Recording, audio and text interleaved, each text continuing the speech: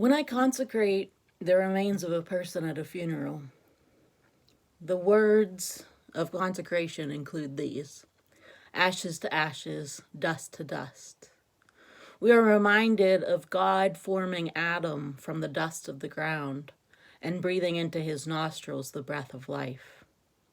We are reminded that it is to dust that our mortal bodies will return. As Ecclesiastes says, all go to the same place, all come from the dust, and to dust all return.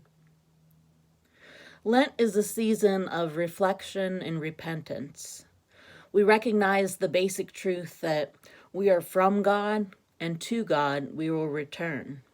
But in between, God is still with us. He is present even in our brokenness and willing to forgive us when we sin. In Hebrews, we are told by the Lord, "Never will I leave you, never will I forsake you." God is with us through the difficult times. When we hear about Russia invading Ukraine, or when we learn about a loved one who has a terminal illness, even when we just can't get out of bed and take a shower, we may cry out like Job, "I have become like dust and ashes. I cry to you and you do not answer me. I stand and you merely look at me." Even Jesus cried out from the cross, quoting the psalmist, my God, why have you forsaken me?" Sometimes we just cannot escape grief, loss, and suffering. And we ask why and how long. Lent offers us the space to grieve unabashedly and without apology or embarrassment, as one author puts it. And yet, we must keep in mind that Sunday is coming.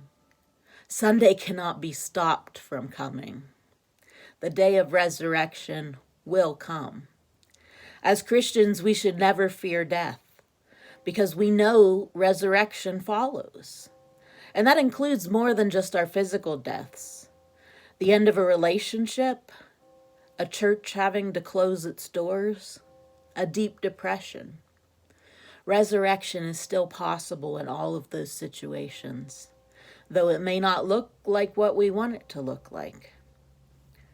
Sundays are not included in the 40 days of Lent. So there's really 47 days between Ash Wednesday and Easter.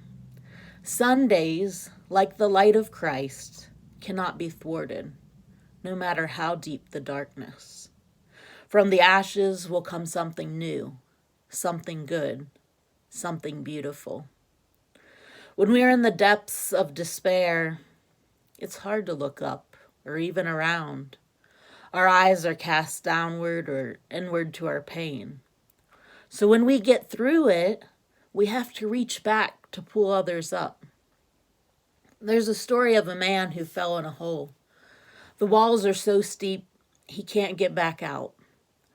The first person walks by and the man yells up, "Hey, can you help me out?" The first person gives him some well-meaning advice and walks away. Well, that didn't help much. The man in the hole was still stuck. A second person walks by and the man yells out again. The second person even happens to have a rope.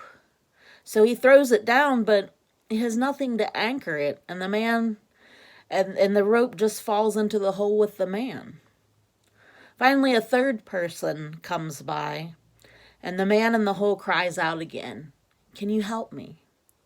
The person jumps right into the hole with the man. The man says, "Are you stupid? Now we're both stuck in this hole." The person answers, "Yeah, but I've been down here before, and I know how to get out." There are many variations on this story, but the point is, once we've been through a dark night of the soul, as St. John of the Cross calls it, we can help others get through theirs. And if you are in a hole right now, if you are experiencing a dark night of the soul, know that you are in good company. Even Mother Teresa, who was known for her faith and dedication, reached a point where she said she couldn't hear God anymore and she stopped praying. But if you are in that hole, know too that Jesus is in there with you. And like Lent, this season won't last forever. Remember that the light shines in the darkness, and the darkness did not overcome it. Jesus is that light. So when you are on the dark, hold on to light. Hold on to hope. Hold on to Jesus. Yes, our bodies will return to dust. But Revelations tells us, blessed are the dead who die in the Lord. They will rest from their labors, for their deeds follow them. We have that hope of being raised up into new life, to be received into the arms of mercy and into the blessed rest of everlasting peace. Weeping may linger for the night, but joy comes in the morning.